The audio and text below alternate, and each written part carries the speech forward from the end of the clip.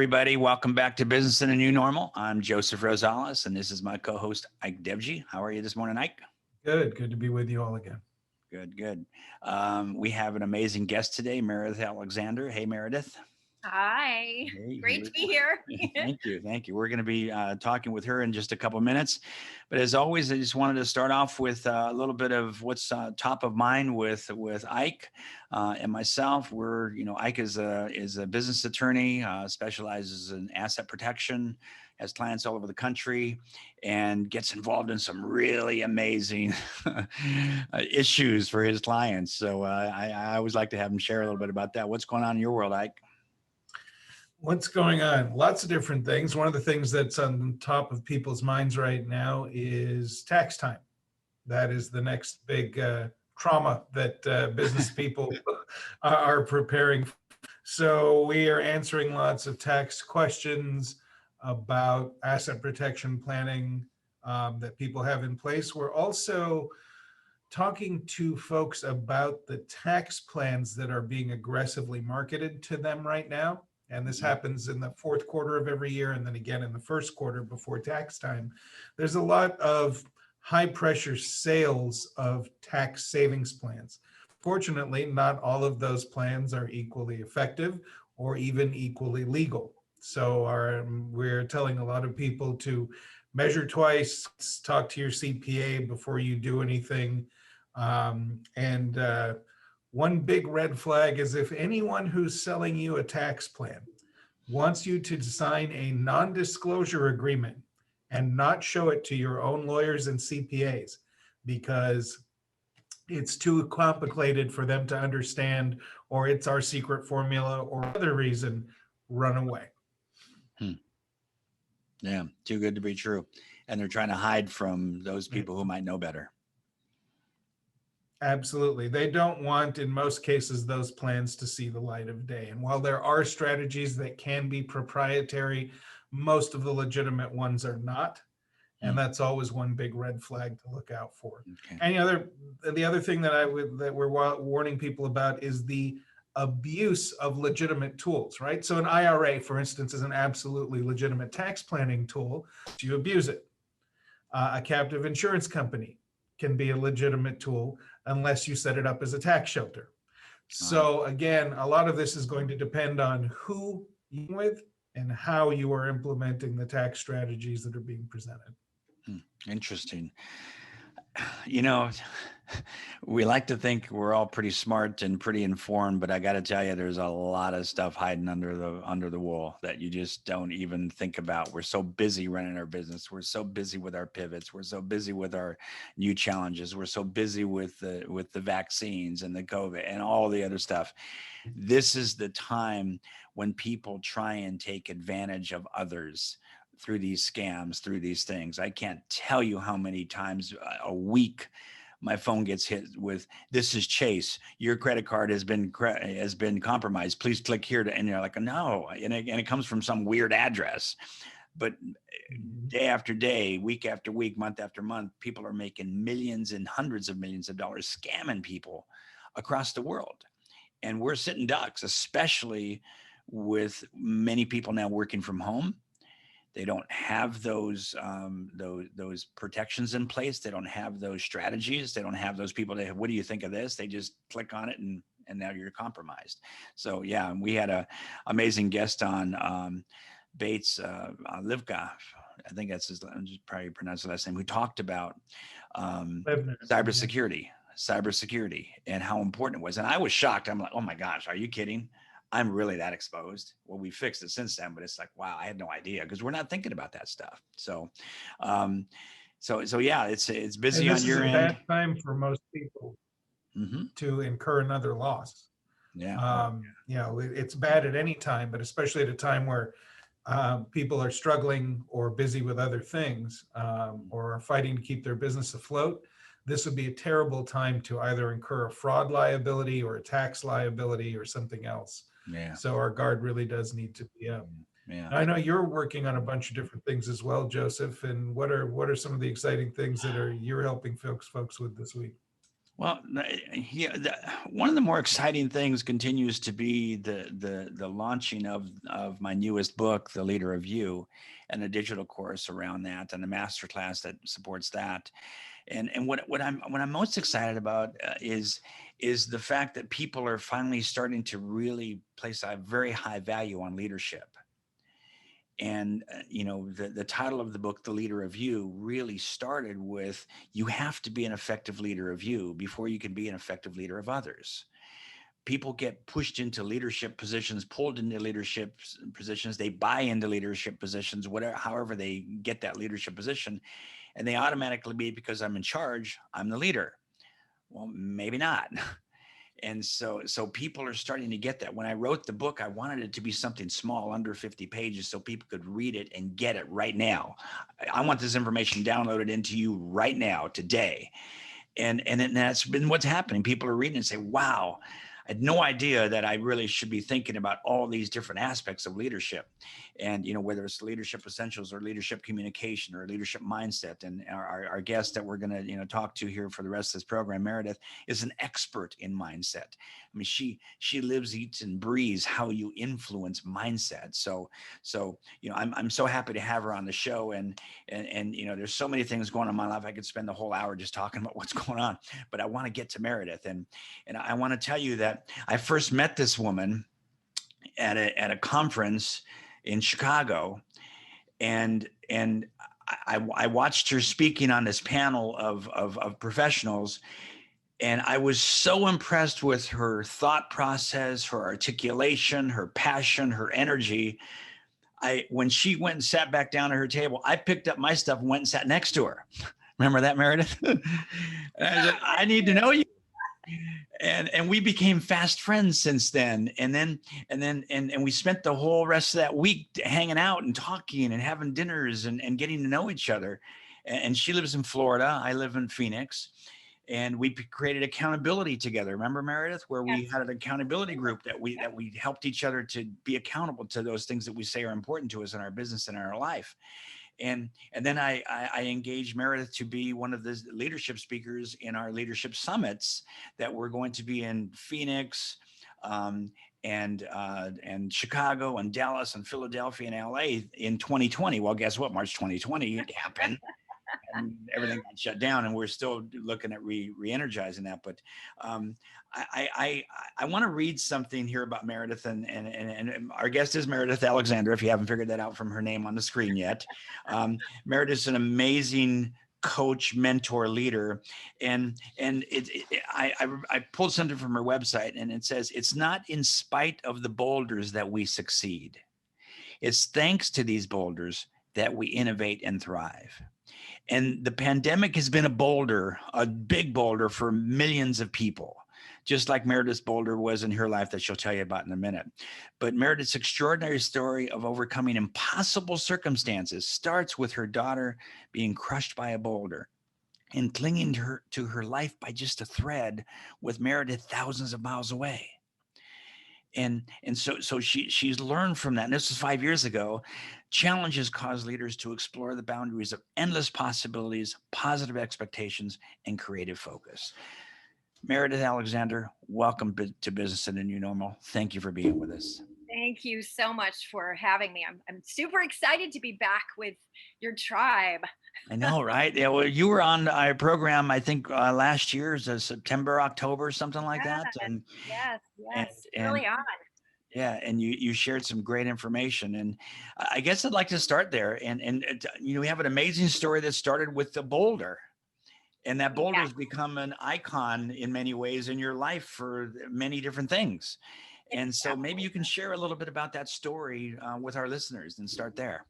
Sure. So, one of the things that I've really learned about life, thanks to this boulder, is aside from what you read, I still passionately believe that as firmly as the day that I was inspired to write that. But is really that often life's gifts show up looking like the biggest boulder that's ever hit you. And initially it may feel like life is trying to destroy you, that circumstances are trying to destroy you.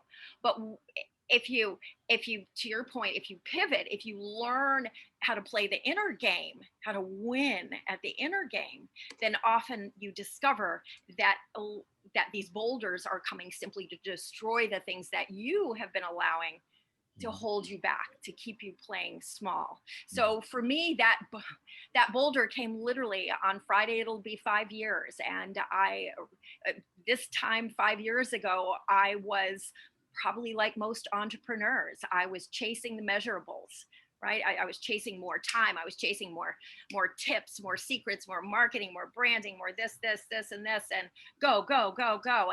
And it felt like I was all over the place, but often really getting nowhere.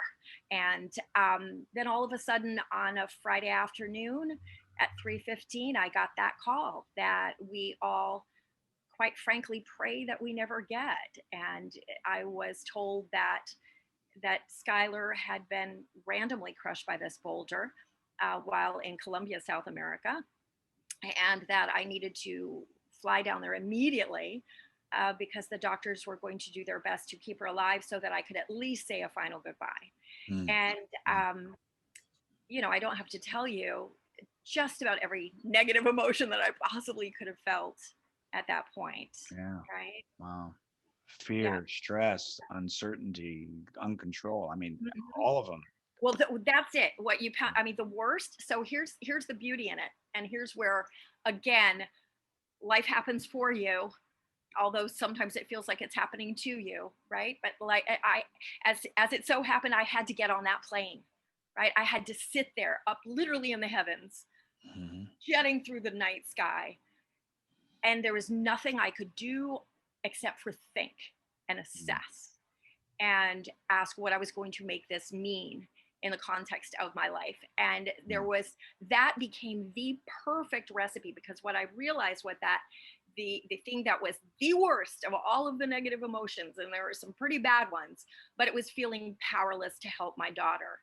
Mm. Right. And so, and again, this is where I still believe there are no accidents per se, because throughout my life, I had also been really almost obsessed about how some people emerged from great challenge, far more epic versions of themselves than before these things happened. And I also realized that I'd had a top level education, and yet nowhere in any of the courses did they really touch on, so how do we be happy in the midst of all of this? Mm-hmm.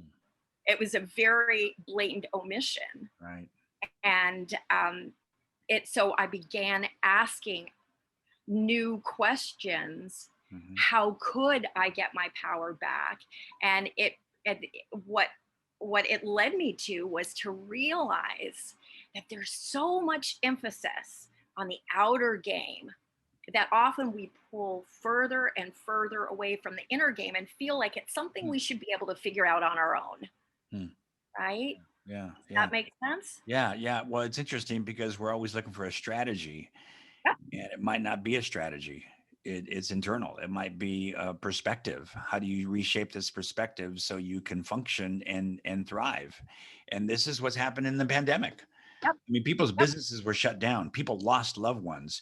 People believed or didn't believe. Whatever the case is, it's a challenge, and people tend to condense. They can tend to pull in like a turtle and just pull in and wait until it's all going to be okay again.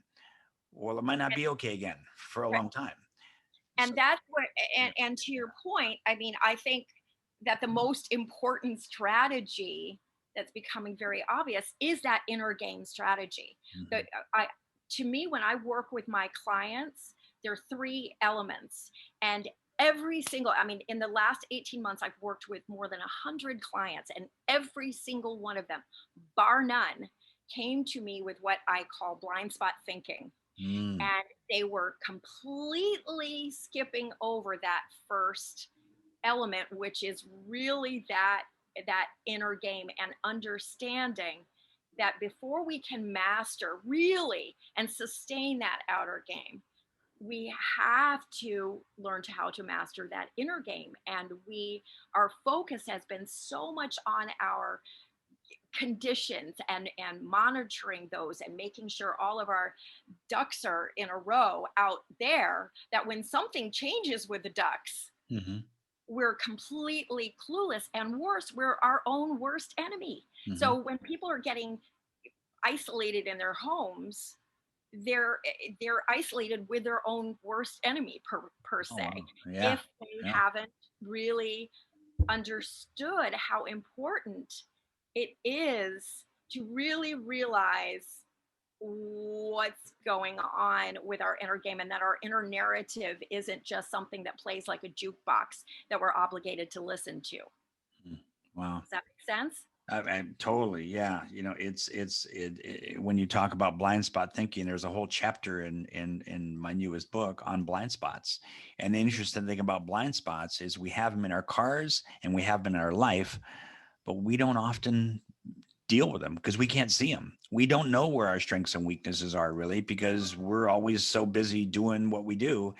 And when you take time to stop and reflect and you acknowledge that you probably do have blind spots, you just don't know what they are. And then when you start to discover them through whether it's a coaching engagement like you do or a friend or a trusted person that you know in your life that can share this with you, a light goes off and go, wow, I hadn't even thought about that. I didn't even know that.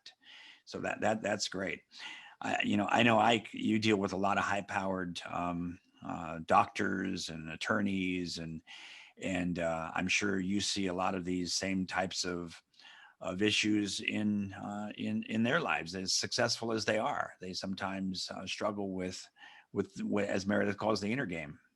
Totally. Absolutely. A lot of the people that we work with are entrepreneurs, they're business owners, they're C-levels, they are wealth creators. They built the business in most cases. Most of the people that I work for built their own business. They're first generation wealth creators, sometimes second, rarely third. So most of these people are the folks that took the risk, had the failures, kept getting up, right? It's not how many times you fall down, it's how many times you get up. Mhm. And so they've done it the hard way. And something Meredith just said was really caused me to pause for a moment. You used the word, I think, isolation, Mhm. as which is part of this current experience. And part of these blind spots is looking at things from our own perspective. And I think that isolation and that narrow tunnel vision has probably been made worse by current conditions where we're working remotely, where we're not interacting as teams, where we're not having as many in-person meetings, where we're discussing things more generally and we're very focused. If I have a Zoom meeting with somebody, it's on a very specific topic, typically, and there's a focused agenda in that business setting. So as we are working our way, at least probably for another year, through this period of increased isolation, what are some tips that Meredith, you have, and Joseph, you as well? This is certainly within your wheelhouse as well. How do we get out of that echo chamber and create? What are some steps to create some sources of feedback and get some other perspectives? Obviously there are things like mastermind groups, there are things like working with coaches, there, who getting other people to give you objective views of what you're doing, how you're thinking, how you're adapting, what your pivot is. But those are big, vague, general concepts, and I think you could probably make them more specific for us. Sure, sure. I mean, a big word is that perspective and what you are making it mean, and the whole concept of isolation is really a tricky one, and I think that is part of that's definitely something that I start working with immediately, because there's an unspoken assumption that your well-being is fed by the outer world, and really dependent on the outer world, being around other people, and and you have very specific definitions of how that has to look. That means I have to be able to get up and go to a restaurant. I have to be able to go and chat here and there by the water cooler per se.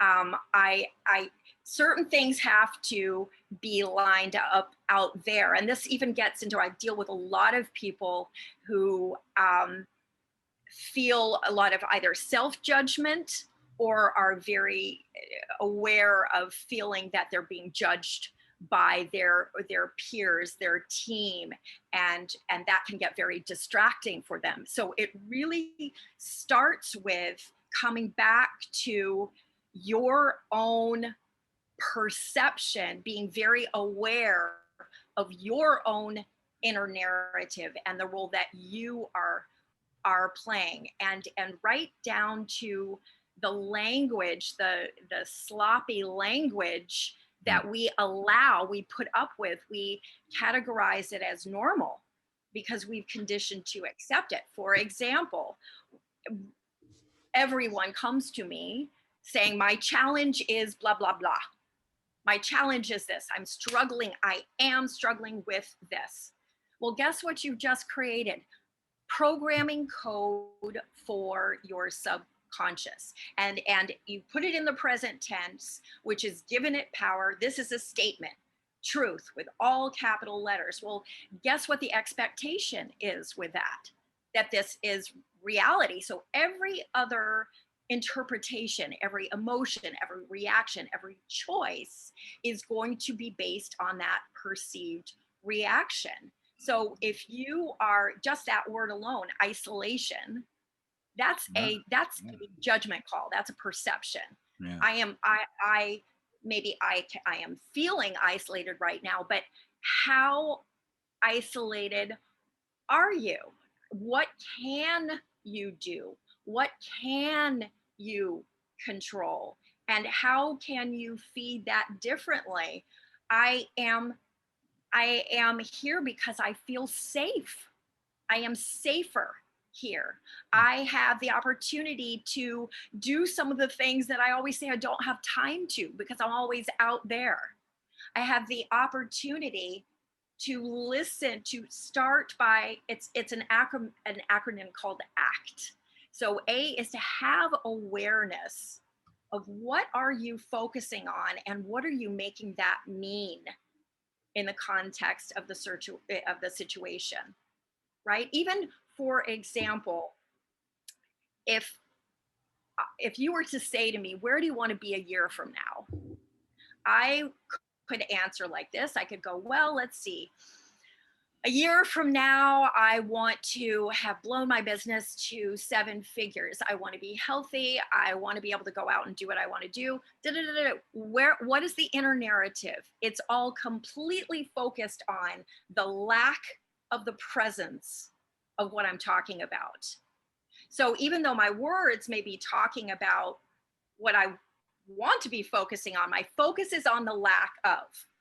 Mm-hmm. And what you focus on tends to expand because that is the expectation that you are feeding, right? The contrast to that, if you were to ask me, where do you want to be a year from now, would be that a year from now, I want to be waking up on fire. I want to feel that first bit of sun and know that when I get up, I am going to love the numbers that I see in my computer. They're going to be, they're going to be 7-figure numbers without it. I'm going to have the best relationships. I'm going to be thriving and glad to be alive, right? I'm there.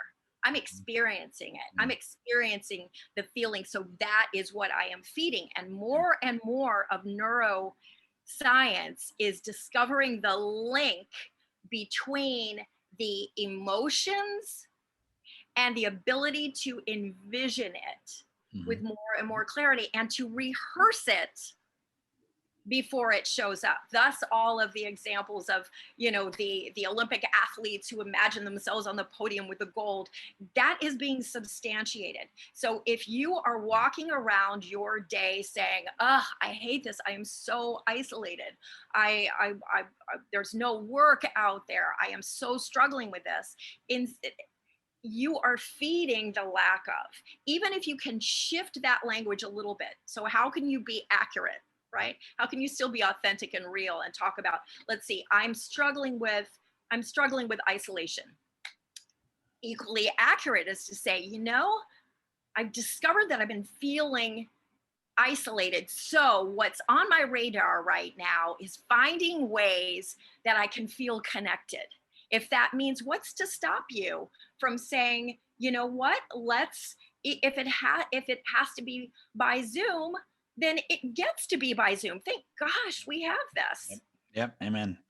Well, it's interesting. I'm taking a lot of notes here, Meredith, because all these nuggets. You talked about the power of words, and how I wrote in the book, perception plus perspective equals mindset. Mhm. You got to see it, and how you see it will create your perspective. It's how you engage it, how you see it, and that eventually morphs into mindset. It's solid. It's like what you really believe. And there's so many people that are struggling with, as you said, isolation. Don't look at it as isolation. Look at it as quality time. Look at it as some other way. I was in the bank the other day, and I was introducing myself to a new manager there, and he had a mask on, I had a mask on, and he said a word, and that word was to be interpreted, but he didn't mean that word. And he meant to say something else, but he just was sloppy with his words. And when I said, that's an interesting, if I could see you smiling, that word would have meant something different. So right then I said, the power of words has become even more important now, because we can't see each other's facial expressions. And that's a huge impact to our society, for sure. Thank God for Zoom, because if it wasn't for Zoom, we would be doing this on a phone call, and it would be a different conversation. I wouldn't see your head nodding. I wouldn't see your beautiful smile. I wouldn't see, Ike thinking and pursing his lips and saying, I wouldn't see any of that. I would just hear voices. So how we see things is really important. And I want to have you tell us a little about this whole idea that you've developed, Meredith, of grit mindset. I love the name, grit mindset. It's gritty, it's solid, it's like granite, it's like rock. So tell us a little bit about that. Sure. So for me, since I do love words, it is an acronym. And so what I've noticed through the decades, as I've really studied kind of exceptional people, I feel like they have four qualities to them. And so this is, whether it's my one-on-one clients, whether it's my Unleash the Epic You group training, corporate, whatever, the aspiration is to get you to this point, and so that help you find your grit. So G stands for really owning your greatness, and what that means is understanding your own unique thumbprint, your own unique brilliance, which includes not just the moments where, yay, but the moments that felt like, to your point earlier, when you're knocked down, when everyone else around you says that's a failure, and you're going, nope, I'm just looking for light bulbs here, right? For Thomas Edison, right? I just am looking for light bulbs. I'm looking for that big light bulb. And so it's owning your greatness, because when you own your greatness, then you give other people permission to have their greatness. And when you combine your greatness and your greatness and your greatness, that's when it exponentially gives us a potential to impact the world that individually we don't have. So it's owning your greatness is that first element. And the second is looking at life through the lens of resilience, and realizing the blessing, the growth, the contribution, the partnership between those moments that take your breath away, and the moments that knock the wind out of you. Those are essential. We must have both. We must have both. We spend so much time dodging those, but those other moments are the ones that make us ask those new questions. So it's through the lens of resilience. The I stands for marrying our intuition with a very deliberate, focused intention. So it's marrying kind of the yin and the yang together, and creating that fusion, that synergy, that energy that really propels your trajectory forward even faster. And then the T is trusting the transformation. It's learning to be familiar with the unfamiliar.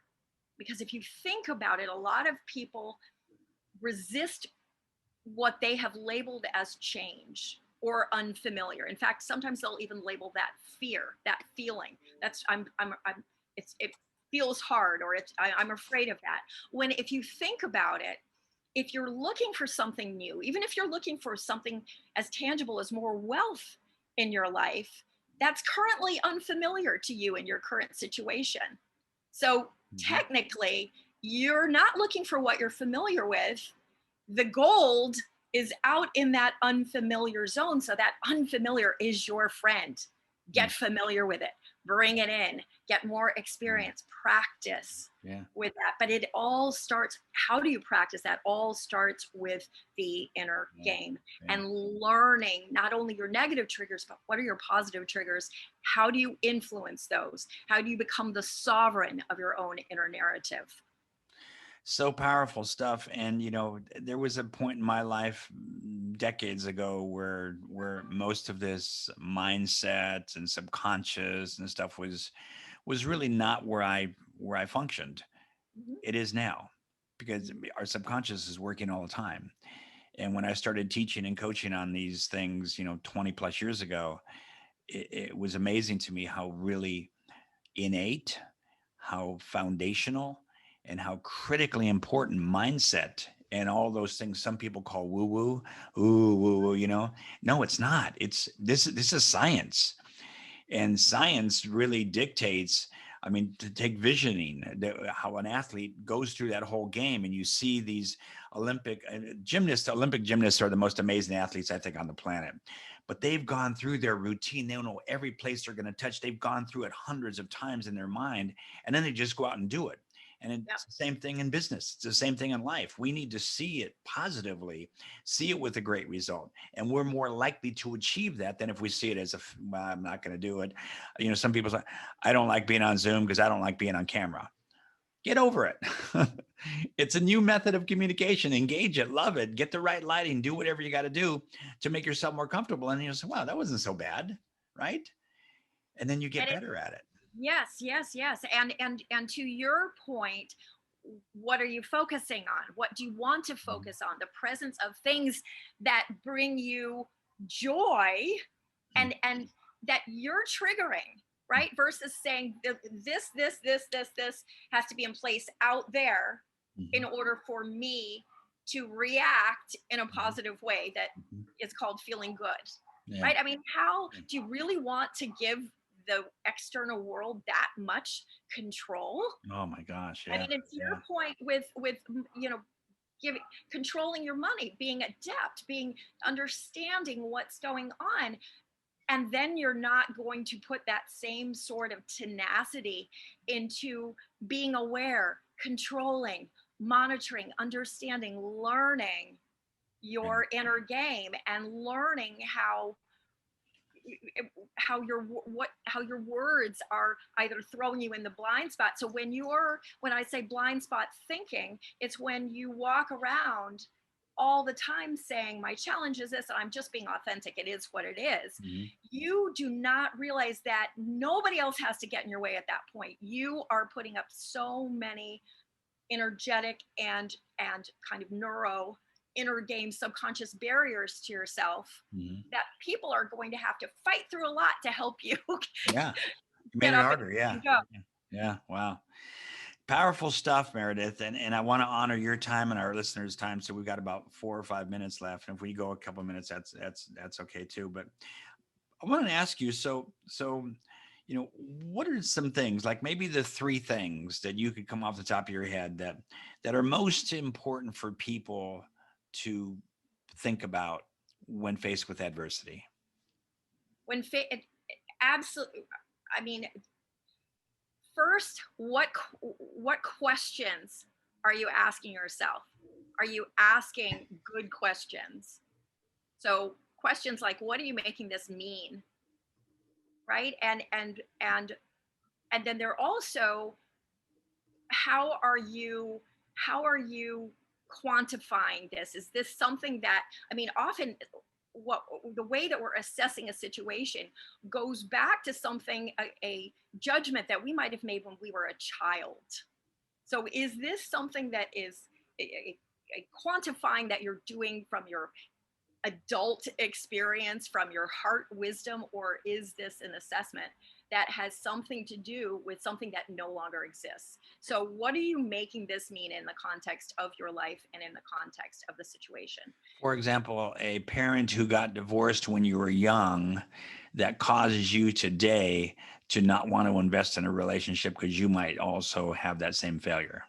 Absolutely. Or someone, or an experience where you felt that maybe you were in a family, and again, it's not always from your family, but Right. when you're little, you're vulnerable to these, you're dependent, right? And so maybe you felt like you were being judged, or Mm. you got better results if you were just quiet, if you shut up Yeah. and did not follow what you wanted to do, just lay low. Yeah. And Yeah. so you make that judgment, that assessment as you go further in your life, and you're assuming that people are judging you, or they're going to be judging you harshly, when it's not always doomed to be that way. Yeah. Instead of categorizing yourself as an introvert, for example, try saying, I'm freaking observant. I'm the world's Yeah. greatest speaker. I'm a Yeah. world-class observer, right? That Yeah. kind of thing. Because when Yeah. have you complimented someone calling them an introvert, Yeah. right? Right. You know? Yeah. So Yeah. so the three things: ask better questions, really be very deliberate with what you're focusing on. Are you focusing truly on the presence of what you want, to the point where you can tell in your emotions you're feeling excited? Or are you focusing on the lack of the presence? If so, you'll feel stress, you'll Yeah. feel heaviness, you'll Yeah. feel anxiety. So what are you focusing on? And then the third thing is really, really, it's actually kind of an outer game thing. It's, how are you tapping into the natural gifts of your body? It's breathing. You mentioned this earlier. It's, are your shoulders back? Are you lining yourself up? Are you moving? Change your environment, change where you are. And then there's actually a fourth, and it is to connect. Because when you're facing adversity, I think a lot of people, going back to that word isolation, a lot of people tend to withdraw when you're facing Yeah. adversity. And it's so important to ask Yeah. and verbalize. And even if you feel like you can't with your friends and your loved one, it's really important to have that extra layer of support. And that's where someone like a coach, or a mentor, or someone that you can just share with, without worrying about any sort of judgment or repercussions or anything that might be on your mind at that point. And I guess it would be important to pick positive people who are thinking in the like mind, that are moving forward, not somebody who wants to commiserate with you, right? Absolutely. Because there are a lot of those, right? I feel the same way. Oh, it happened to me. Oh, let's go have a beer and cry together. Okay, well, if you're going to be talking about solutions, that's an okay thing. But if you're not, so wow, what an amazing set of tips. Thank you. Asking the right questions. How are you assessing, or what are you assessing? Is the past or present? How are you tapping into your gifts? And then are you connecting with people that are positive and affirming the greatness that's in you? That's great. Ike, you've been a little quiet.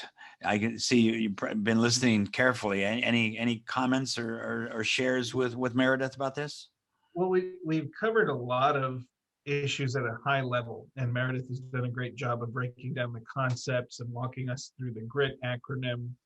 Meredith, can you share one specific story of a client that you helped, and what they did, what they weren't doing right, and how their thinking was able to be changed and actualize some forward movement? Absolutely. So I'll share. I mean, there've been, first, I love my clients because the transformations are all amazing. But one that I'll share with you is a gentleman that came to me really frustrated and angry and feeling very, very betrayed by his corporation, because he had been in a high level management position, been responsible for millions of dollars for this corporation. In fact, this corporation had been so successful that another corporation bought it. And of course, they began inserting their own people into the mix and getting rid of, disbanding this team that he had been so proud of and that had had such great results. And ultimately, he saw the day with his own severance package. And so he was really angry and feeling very betrayed and really in a bad space, and came to me not knowing what the next step was. And he had not been in a position where he really had to build something in a long time. He managed over other people, and he was convinced that he wouldn't be able to find another job that would give him that kind of income. There were a lot of things that he was unhappy about. So what we were able to really work with, the formula is 3 elements. It's that identification piece. Where are you right now? And where do you want to go? Why do you want to go there? What's naturally propelling you? What's getting in the way of your momentum? This is the piece people jump over, and it's really important to spend some time there. So the next set is rebooting. What can we reboot that's getting in your way? Then and only then do we get in the unleash. How are you going to take this powerful message out into the world? Get your LinkedIn, get all these strategies, etc. This outer game strategy. So for him, a big piece was saying, what if this wasn't what happened to you? What if you were stuck in an environment that was good enough? It was pretty darn good. You were making a decent amount. You were highly stressed, and all details that he shared that there was a little bit to be desired, but it was good enough financially that he was going to stick with it. Well, what if you're not destined to live a life of good enough? What if you're destined to live a life of freaking awesome? So what if instead, all this genius that you have, these skills that you have, what if you were to weave this into your own endeavor, your own business? What could you put into place? And we mapped out his skills, his passions, his must-have, all sorts of things, and pulled them all together. What would it look like? And what would the phases need to be in order to accelerate your growth? So that started about 2 years ago. And I'm happy to say that now he has his own business. He is thriving. He is happier than he ever was. He has this work-life integration. I don't call it balanced. I call it integration, because you want to live your entire life in balance. So he has this beautiful work-life integration. He's living his mission where he never was before. He's living more of his passion and understanding how to bring that into his work every single day. He's tapping into his skills. He's rewarding his experiences, et cetera, et cetera. He never thought that this was possible. And most importantly, yes, he's getting the outer success that he wanted, but he has this whole level of inner happiness and fulfillment and joy that he didn't even know that he was looking for when he came to me. Love it. Love it. Great story.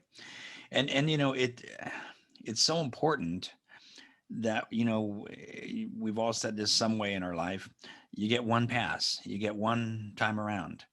If you're not building your life, your business, around a high level of happiness and fulfillment and thankfulness and gratefulness and all those other things that are intrinsic to all of us in some level, then you should stop and think about it, because there's so much more, and you can have it all. You can have it all. I don't know what all is, but you can have more. You can have a better life, a more balanced life, a more productive business. We do a lot of work with the E-Myth group, and it's amazing how many stories I hear all the time of people who took on this culture, this idea, this mindset of working on their business, not just in their business, not being an indentured servant to that business, but having that business work for them. And it changes things forever. And we're talking 10-figure businesses, 9-figure businesses, not just, a million, but many millions. And it's amazing because it all starts with up here, thinking about it differently. If you don't think about it differently, you'll think about it the old same way that kept you where you are, and where you are is where you are. Where you'd like to go is where you'd like to go. What are you going to do to get there? And that's where someone like you can be very helpful to people, because you cover a lot of things that aren't the business strategy, which you're capable of. It's more the mindset, the inner game strategy. So Meredith, how can people reach out to you? I'd love to, and I think you said you have a gift or something for our listeners. Please share that with us. Oh, absolutely. I would love it.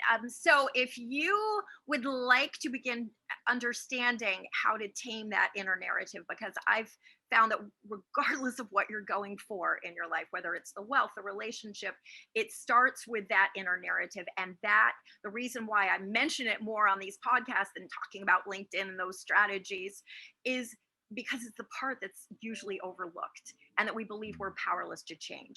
So I have 7 tips for taming your inner narrative. Absolutely complimentary. I would be honored if you would like to grab them. There's a link. It is bit.ly/tame it now.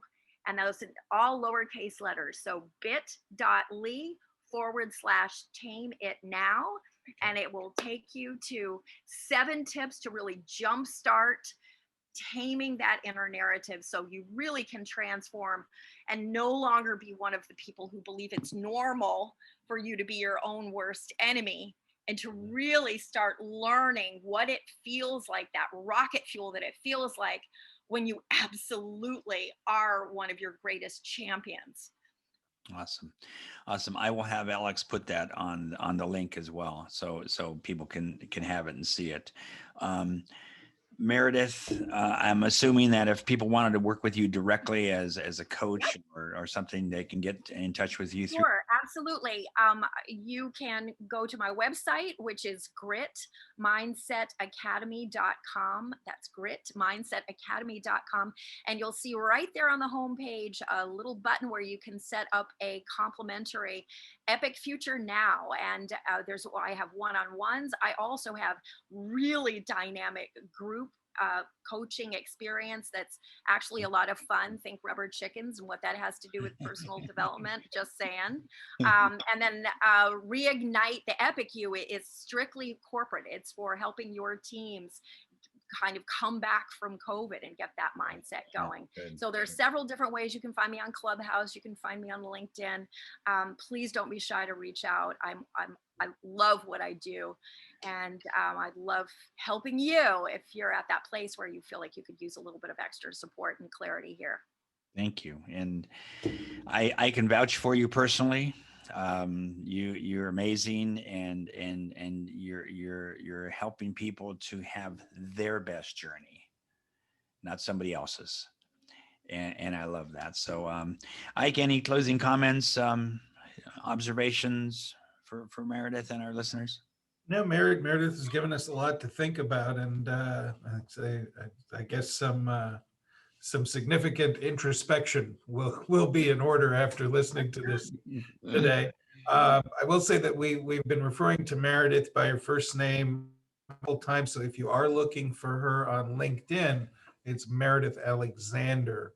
I know she's also given her corporate web addresses, but if you're looking for her as an individual, I just remind folks that if you're looking to connect with her there, that's what you should look for. And if you're listening, it's Meredith with 2 I's, so don't be confused or led astray by auto spell check. It's true. It took me a few times to get that extra I in there, but it's in there. Just think of a human being. She has 2 eyes, So I love it. Oh my gosh. Well, listen, our time is up. And Meredith, thank you so much for taking time out of your very busy day, your hectic office environment. Yeah, I know you told us that you had a flood and you have people working around you. See, that's resilience. Yes. I would have expected, most people said, I can't do it today, I've got too much going on. No, you just did it, and you just do it. And you come on and you share amazing advice with our listeners, and you got workers pulling up carpet and draining stuff and cutting out driving. It's crazy. But you know what? It makes me look like an angel. I got the angel effect that I don't usually get, the woo. I love it. I love it. Well, listen, I want to again thank you, and thank you for the power of your words, and for helping us, be a little more introspective today about where we are and where we're trying to go and how we might get there, and how important mindset is. Ike, again, thank you, my friend, for always being there and being a great co-host, and for all the work you're doing on our LinkedIn and our Facebook site, Business in the New Normal, where we share information that helps people not just survive, but thrive in this ever changing, challenging environment that we all find ourselves living in. It left, right, center, doesn't matter. Everybody's affected some way by what's gone on with the pandemic and the resulting shutdowns and everything else. So, don't be an island unto yourself. Reach out to us. You can go to our YouTube channel, Business in the New Normal, Joseph Rosales. And unfortunately, it has to have my name attached to the end of it, or it doesn't work.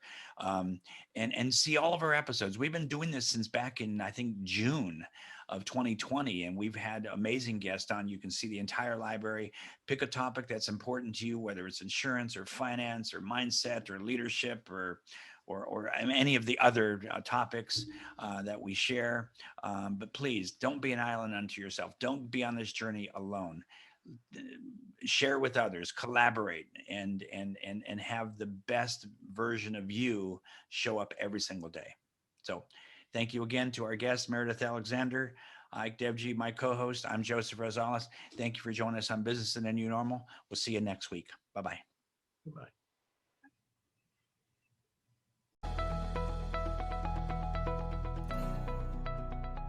Start to become an even more effective leader immediately. Get your copy of The Leader Review at theleaderreview.com.